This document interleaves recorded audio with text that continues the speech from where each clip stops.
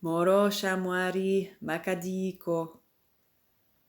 Hello everyone. Cześć wam wszystkim. Dobry wieczór. I've had so many audience members recently from so many different parts of the world that I've started to standardize these videos in the business language of today, which is English.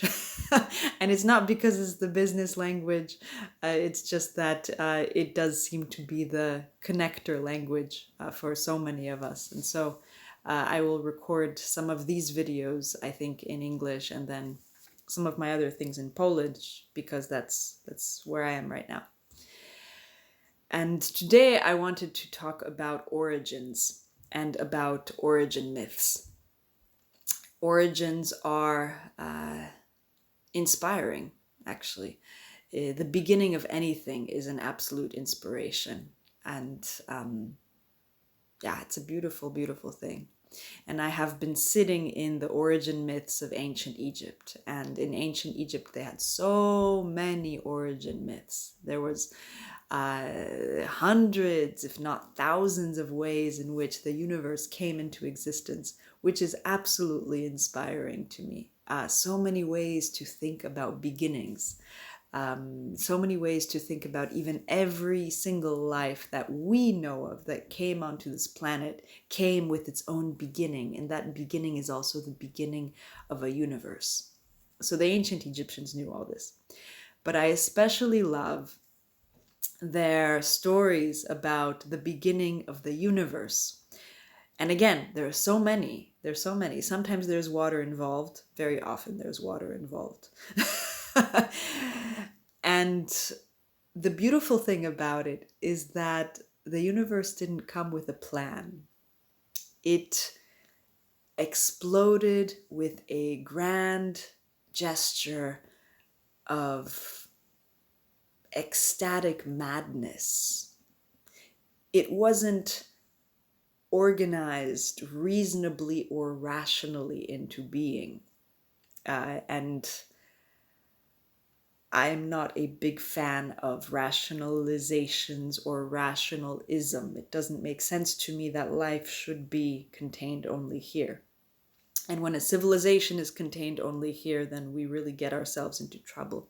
But I love the fact that in all of these stories, there's that ecstasy of appearing, that magic of something really coming out of nothing and transforming in a second, which is also true of our lives and also true of so many things in our lives that can and do just appear, just change, just happen, just they don't have to be reasonably dismantled. They don't have to be organized into change. They don't even sometimes have to be planned.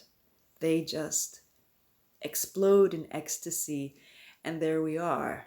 And there we are, like, wow, we didn't even know it was possible like that. And that's one of the eternal hopes in being alive, is to experience all of these origin myths, including experiencing all of the time that very first origin myth, the explosion of ecstasy, again and again and again. And suddenly you are in a different place, and suddenly you are in a new place, and suddenly you are more yourself than you have ever been.